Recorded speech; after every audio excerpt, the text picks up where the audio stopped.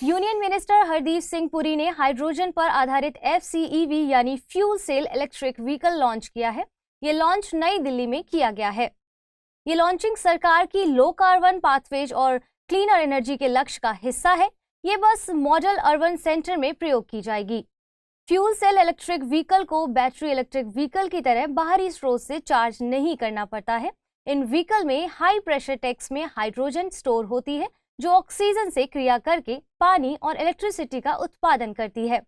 पारंपरिक आंतरिक दहन इंजन वाले व्हीकल्स की तुलना में इन व्हीकल्स से खतरनाक उत्सर्जन नहीं होता है। आपको बता दें कि हाइड्रोजन की खोज 1766 में एंड्री कैवेंडिश ने की थी।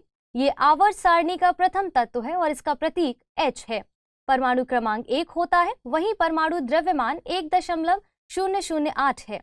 इसके नाभिक में सिर्फ एक प्रोटॉन होता है और ये आवर्त सारणी का एकमात्र ऐसा तत्व है जिसमें नाभिक में न्यूट्रॉन नहीं पाया जाता है। हाइड्रोजन जीवन का आवश्यक तत्व है और ये पानी में है और लगभग हर जीवित प्राणी में है। ये स्वयं कोई बड़ी भूमिका में ना होकर कार्बन और ऑक्सीजन के साथ बेंडिंग में रहती है। 20 डिग्री सेल्सियस पर यह गैसीय अवस्था में पाई जाती है। इसकी सघनता सभी गैसों में सबसे कम है। ये हवा से भी हल्की होती है। यह एक रंगहीन गंधहीन गैस है। हाइड्रोजन के प्रकारों की बात करें तो ग्रे हाइड्रोजन, ब्लू हाइड्रोजन और ग्रीन हाइड्रोजन के तौर पर बांटा जा सकता है। ग्रे हाइड्रोजन की बात करें तो ये भारत के बल्क प्रोडक्शन का हिस्सा है। इसे हाइड्रोकार्बन्स मसलन फॉसिल फ्यूल, प्राकृतिक गैस आदि से हासिल किया जाता है।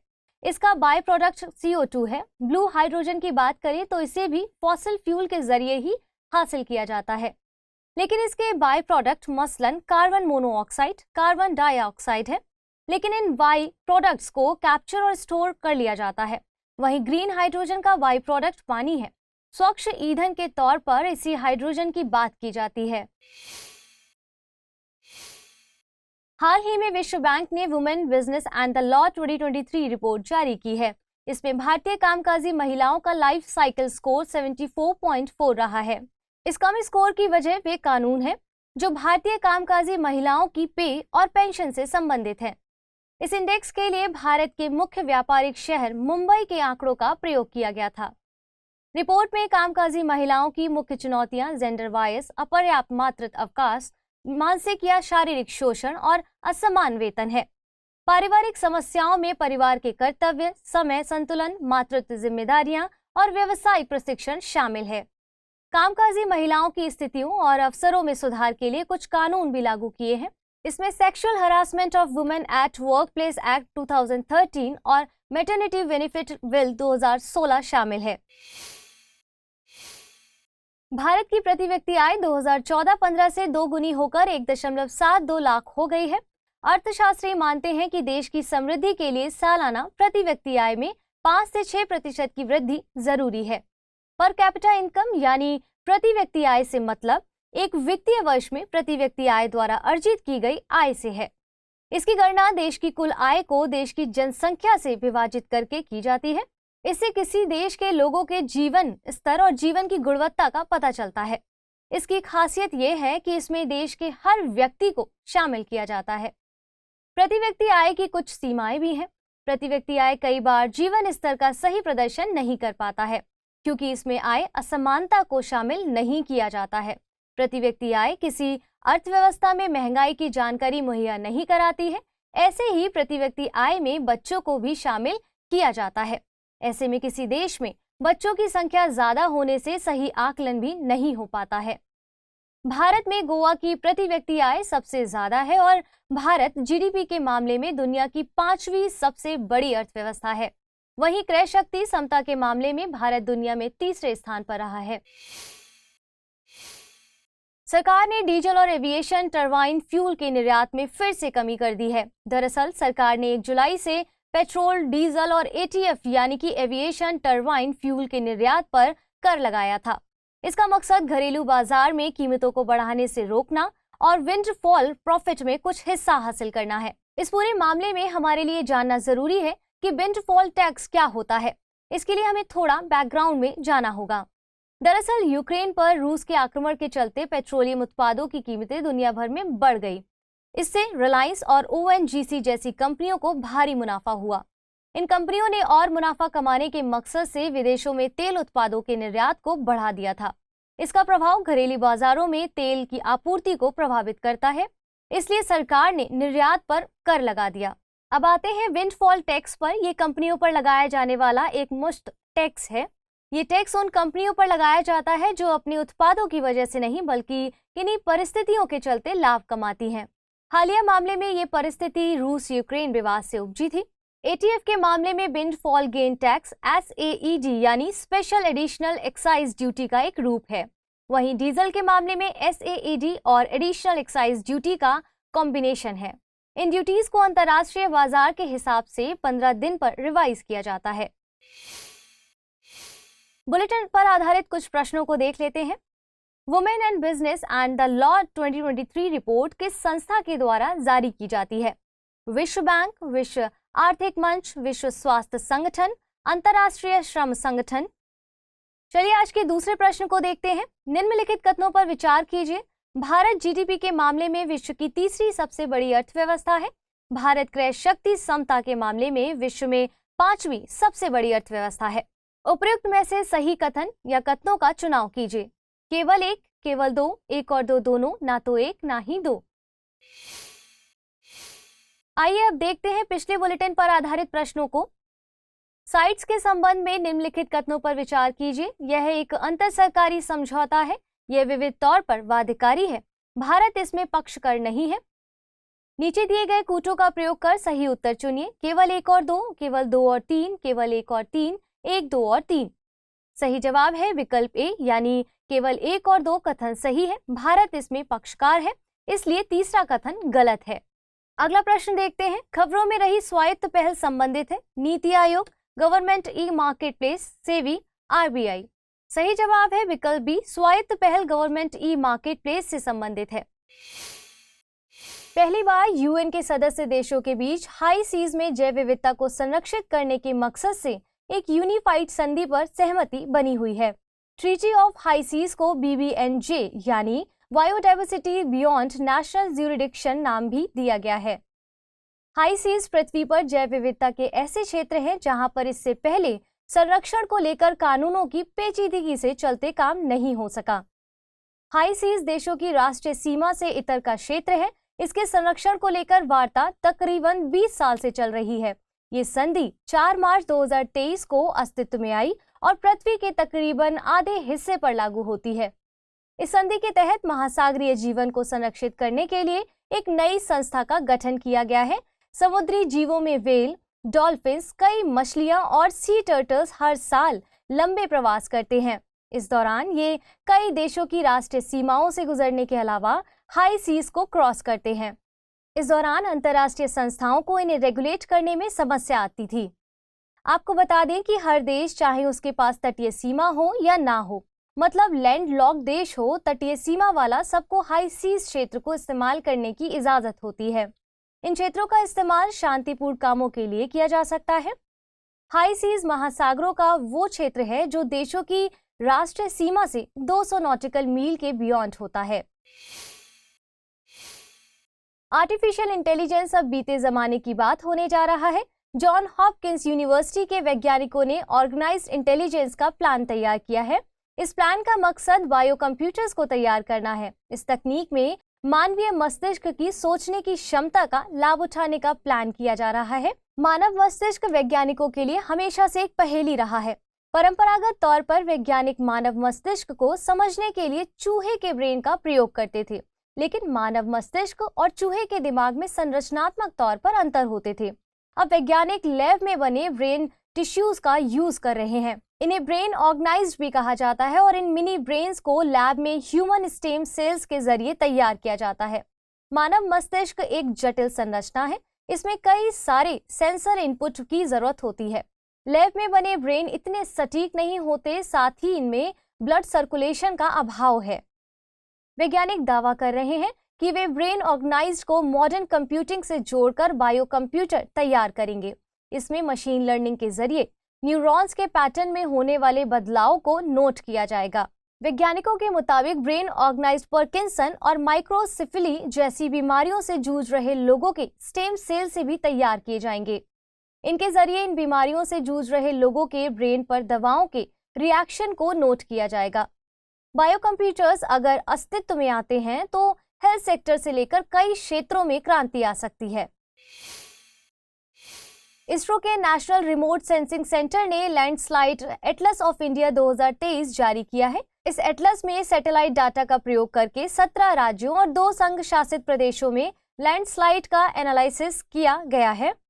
एटलस के मुताबिक लैंडस्लाइड दुनिया में प्राकृतिक आपदा से होने वाली मौतों के मामले में तीसरे स्थान पर है। भारत दुनिया के उन टॉप 4 देशों में शामिल है जहां लैंडस्लाइड का रिस्क सबसे ज्यादा है। यहां पर हर 100 वर्ग किलोमीटर में हर साल लैंडस्लाइड से होने वाली मौत का आंकड़ा 1 से ज्यादा है। लैंडस्लाइड या भूस्खलन से मतलब मास ऑफ रॉक का मूवमेंट है। पृथ्वी या मलबे का ढलान की तरह बहाव है। लैंडस्लाइड का कारण कुछ भी हो सकता है। इसमें बारिश, बाढ़ के चलते कटाव या भूकंप कुछ भी हो सकता है। वहीं मानव जनित कारणों में मवेशी की अधिक चराई, विकास के काम, टेरेन का कटाव शामिल है। उत्तराखंड का रुद्रप्रयाग और टिहरी जिला लैंडस्लाइड डेंसिटी के मामले में सबसे आगे है। वहीं पश्चिमी हिमालय क्षेत्र लैंडस्लाइड के मामले में सबसे ज्यादा सुभेद है। इसके बाद पश्चिमी घाट का नाम आता है। दिल्ली के उप मुख्यमंत्री मनीष सिसोदिया को शराब नीति के मामले में न्यायिक हिरासत में भेजा जाएगा। हिरासत को भारतीय कानून में परिभाषित नहीं किया गया है। हालांकि हिरासत से मतलब है पुलिस के अंडर होने की स्थिति से है, जब ट्रायल का वेट हो रहा हो। क्रिमिनल प्रोसीजर कोड की धारा 57 के मुताबिक किसी व्यक्ति को यदि बिना वारंट के गिरफ्तार किया गया है तो उसे 24 घंटे से ज्यादा हिरासत में नहीं रख सकते हैं, जब तक कि मजिस्ट्रेट से स्पेशल ऑर्डर न हासिल किया गया हो। हिरासत 2 तरह की होती है, न्यायिक हिरासत और पुलिस हिरासत। न्यायिक हिरासत से मतलब है जब किसी व्यक्ति को जुडिशियल मजिस्ट्रेट ने केंद्रीय या राज्य की जेल में रखा हो। कई बार जांच एजेंसियां सीधे ही पुलिस कस्टडी की जरूरत नहीं समझती। न्यायिक हिरासत का समय 60 से 90 दिनों का हो सकता है। न्यायिक हिरासत में पूछताछ के लिए मजिस्ट्रेट की परमिशन की जरूरत होती है। इस हिरासत में व्यक्ति की जिम्मेदारी मजिस्ट्रेट के पास होती है। पुलिस हिरासत में व्यक्ति को पुलिस स्टेशन या लॉकअप में रखा जाता है। साथ ही ये विश्वास किया जाता है कि अपराध व्यक्ति ने किया है। पुलिस कस्टडी में दोषी को 24 घंटे में मजिस्ट्रेट के सामने पेश करना होता है। साथ ही पूछताछ बिना मजिस्ट्रेट की परमिशन के की जा सकती है। बुलेटिन पर आधारित प्रश्नों को देख लेते हैं। लैंडस्लाइड एटलस ऑफ इंडिया 2023 किस संस्था के द्वारा जारी किया जाता है? राष्ट्रीय आपदा प्रबंधन प्राधिकरण, National Remote Sensing Centre, The Energy and Resources Institute of India, गृह मंत्रालय। दूसरा प्रश्न देखते हैं। निम्नलिखित कथनों पर विचार कीजिए। बायोडायवर्सिटी बियॉन्ड नेशनल ज्यूरिडिक्शन को हाई सीज के लिए लाया गया है। हाई सीज का प्रयोग केवल तटीय सीमा वाले देशों द्वारा ही किया जा सकता है। हाई सीज क्षेत्र का प्रयोग शांतिपूर्ण काम के लिए किया जा सकता है। उपयुक्त में से सही कथन या कथनों का चुनाव कीजिए। केवल 1 और 2, केवल 2 और 3, केवल 1 और 3, 1, 2 और 3। पिछले बुलेटिन पर आधारित प्रश्नों को अब देख लेते हैं। Women business and the law 2023 report किस संस्था के द्वारा जारी की जाती है? विश्व बैंक, विश्व आर्थिक मंच, विश्व स्वास्थ्य संगठन, अंतर्राष्ट्रीय श्रम संगठन। इसका सही जवाब है विकल्प ए यानी विश्व बैंक। दूसरा प्रश्न था, निम्नलिखित कथनों पर विचार कीजिए। भारत जीडीपी के मामले में विश्व की तीसरी सबसे बड़ी अर्थव्यवस्था है। भारत क्रय शक्ति समता के मामले में विश्व में 5वीं सबसे बड़ी अर्थव्यवस्था है। उपयुक्त में से सही कथन या कथनों का चुनाव कीजिए। केवल 1, केवल 2, 1 और 2 दोनों, ना तो 1 ना ही 2। दोनों कथन गलत है। जवाब होगा विकल्प डी। भारत जीडीपी के मामले में विश्व की 5वीं सबसे बड़ी अर्थव्यवस्था है। भारत क्रय शक्ति समता के मामले में विश्व में तीसरी सबसे बड़ी अर्थव्यवस्था है।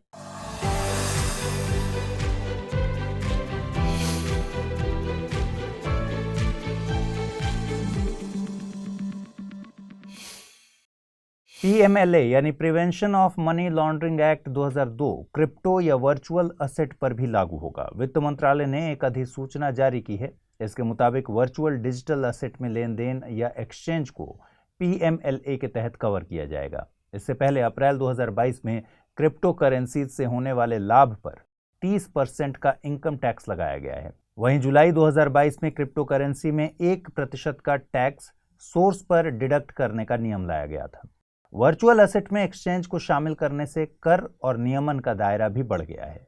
पीएमएलए एक्ट को मनी लॉन्ड्रिंग को रोकने और इससे जुड़ी संपत्ति को जब्त करने और संबंधित अन्य मामलों के लिए लाया गया था। मनी लॉन्ड्रिंग से मतलब होता है रुपयों की हेराफेरी से। इसमें अवैध तरीके से कमाए गए रुपयों को व्हाइट मनी में बदला जाता है। ईडी यानी डायरेक्टोरेट ऑफ एनफोर्समेंट को इसमें ब्लैक मनी से अर्जित संपत्ति का पता लगाने और जब्त करने के अलावा अपराधियों के खिलाफ मुकदमा चलाने की जिम्मेदारी दी गई है। इसरो ने नासा से निसार यानी नासा इसरो SAR सैटेलाइट हासिल किया है। निसार एक लो अर्थ ऑब्जर्वेटरी सैटेलाइट है। इसे इसरो और नासा ने मिलकर तैयार किया है।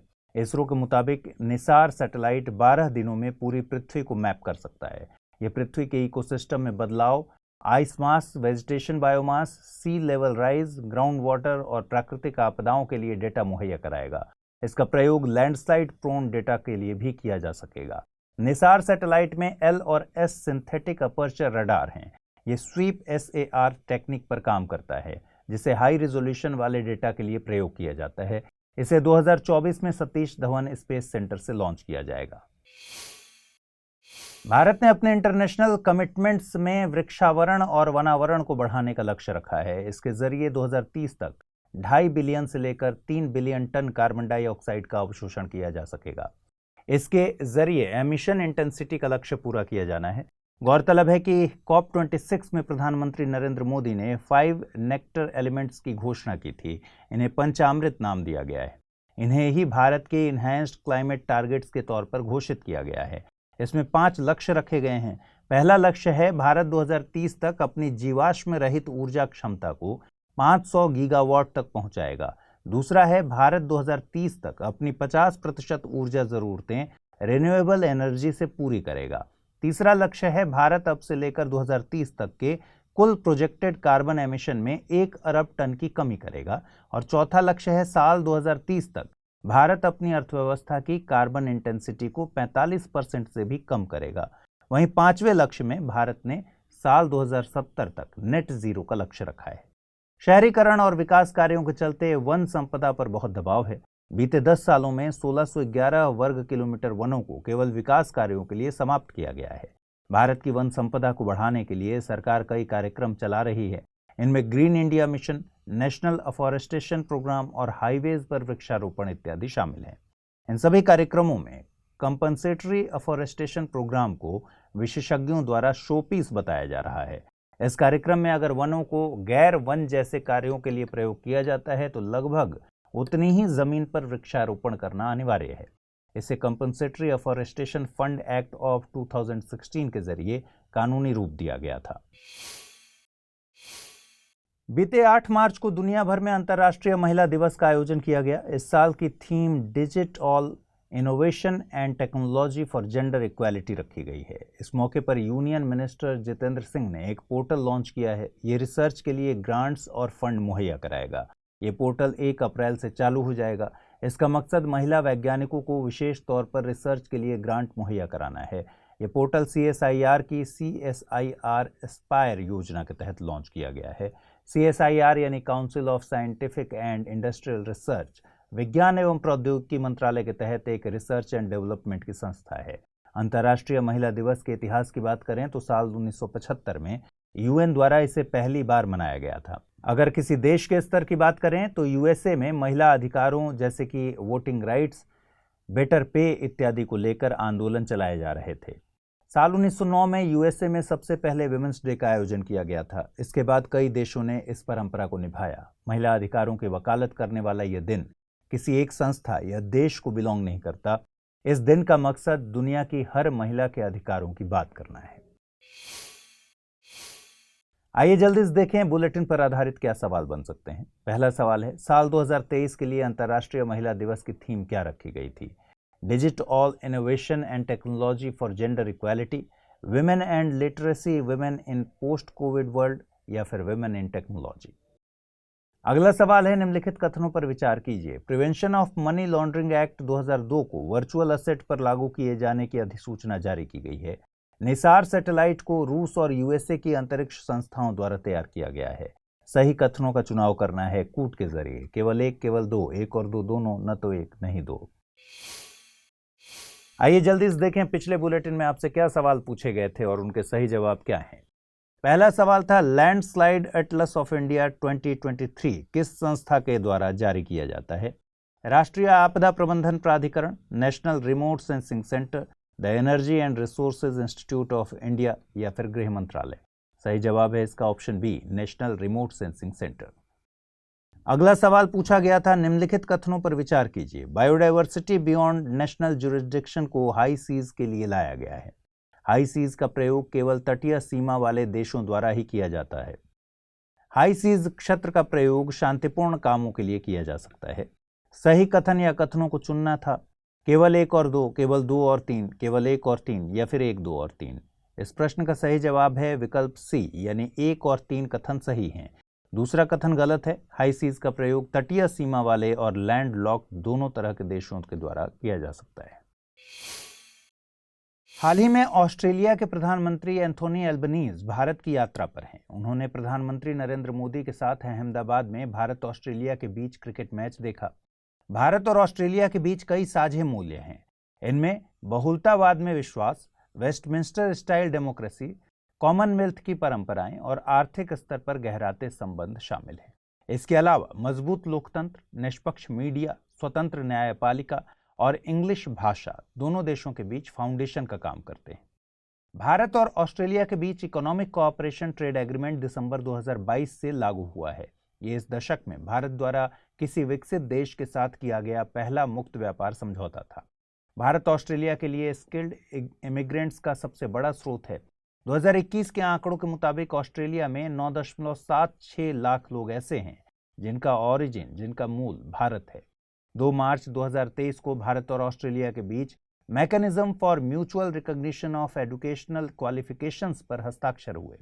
यह भारत और ऑस्ट्रेलिया के बीच मोबिलिटी बढ़ाने में कारगर साबित होगा। ऑस्ट्रेलिया की डेकिन यूनिवर्सिटी और यूनिवर्सिटी ऑफ वुलोंगोंग भारत में कैंपस खोलने की तैयारी में है।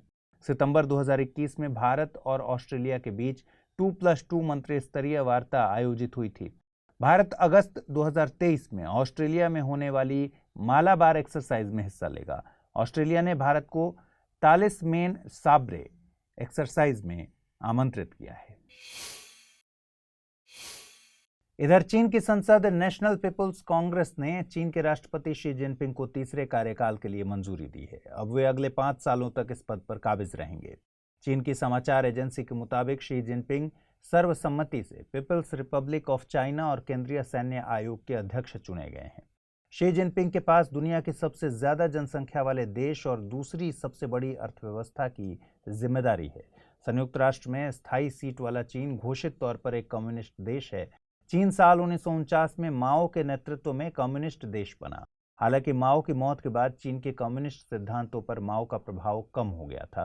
गौरतलब है कि साल 2018 में पारित किए गए कानून के जरिए राष्ट्रपति के लिए 2 बार के कार्यकाल की सीमा को खत्म कर दिया गया था।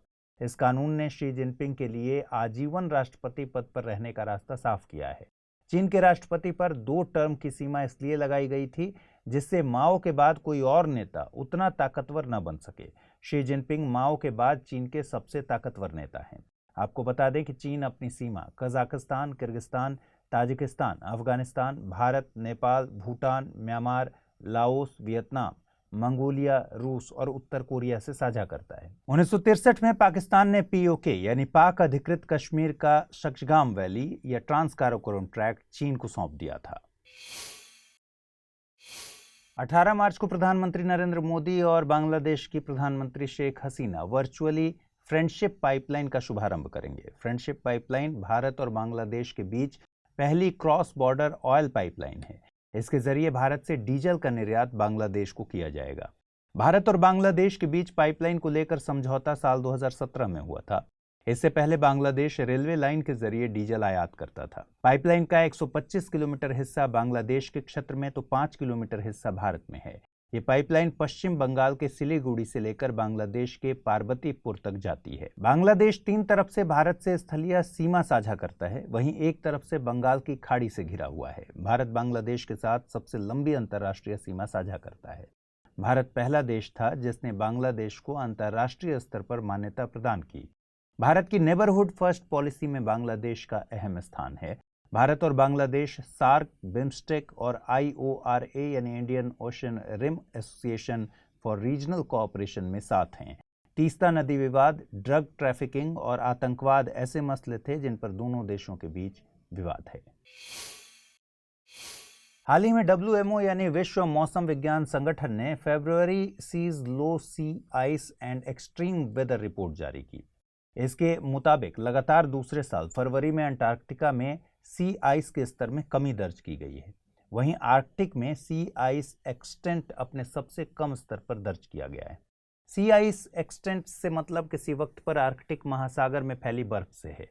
सी आइस सूर्य के प्रकाश को अंतरिक्ष में भेजती है। इस तरह यह तापमान के संतुलन में अहम भूमिका निभाती है, जो कि जीवन के सर्वाइवल के लिए जरूरी है। सैटेलाइट के डेटा से पता चलता है कि आर्कटिक औसत वैश्विक तापमान से दोगुनी गति से गर्म हो रहा है। अंटार्कटिक पेनिनसुला लगभग 3 डिग्री सेल्सियस से गर्म हो रहा है, जिसने इसे बीते 50 सालों में सबसे तेजी से गर्म होने वाला क्षेत्र बना दिया है। WMO द्वारा जारी ग्लोबल क्लाइमेट रिपोर्ट के मुताबिक बर्फ वैश्विक और स्थानीय स्तर के मौसम को प्रभावित करती है। वैश्विक स्तर पर 2023 में 5वीं सबसे गर्म फरवरी दर्ज की गई है। आपको बता दें कि WMO 193 सदस्य देशों के साथ यूनाइटेड नेशंस की विशेषीकृत एजेंसी है। यह अपने सदस्य देशों को सामान्य मौसम, जलवायु और जल संबंधी सुविधाएं मुहैया कराता है। टिड्डी से संबंधित भविष्यवाणी भी WMO के द्वारा की जाती है। आइए जल्दी से देखें बुलेटिन पर आधारित क्या सवाल बन सकते हैं। पहला सवाल है, भारत और बांग्लादेश के बीच फ्रेंडशिप पाइपलाइन को लेकर समझौता हुआ है। यह पाइपलाइन सिलीगुड़ी से लेकर पार्वतीपुर तक जाती है। पार्वतीपुर स्थित है त्रिपुरा, पश्चिम बंगाल, बांग्लादेश या फिर असम। अगला सवाल है, निम्नलिखित कथनों पर विचार कीजिए। विश्व मौसम विज्ञान संगठन UN से संबंधित नहीं है। टिड्डी से संबंधित भविष्यवाणी के लिए WMO जिम्मेदार है। ग्लोबल क्लाइमेट रिपोर्ट UNEP के द्वारा जारी की जाती है। सही कथन या कथनों को चुनना है, केवल 1 और 2, केवल 2, केवल 1 और 3 या फिर 1, 2 और 3। आइए देखें पिछले बुलेटिन पर आधारित मैंने क्या सवाल आपसे पूछे थे और उनके सही जवाब क्या हैं। साल 2023 के लिए अंतर्राष्ट्रीय महिला दिवस की थीम क्या रखी गई थी? इस प्रश्न का सही जवाब है ऑप्शन ए। दूसरा सवाल मैंने आपसे पूछा था, निम्नलिखित कथनों पर विचार कीजिए। Prevention of money laundering act 2002 को वर्चुअल असेट पर लागू किए जाने की अधिसूचना जारी की गई है। निसार सैटेलाइट को रूस और USA की अंतरिक्ष संस्थाओं द्वारा तैयार किया गया है। सही कथनों का चुनाव करना था कूट के जरिए। इस प्रश्न का सही जवाब भी है विकल्प ए, यानी केवल पहला कथन सही है। निसार सैटेलाइट को भारत और USA की अंतरिक्ष संस्थाओं द्वारा तैयार किया गया है।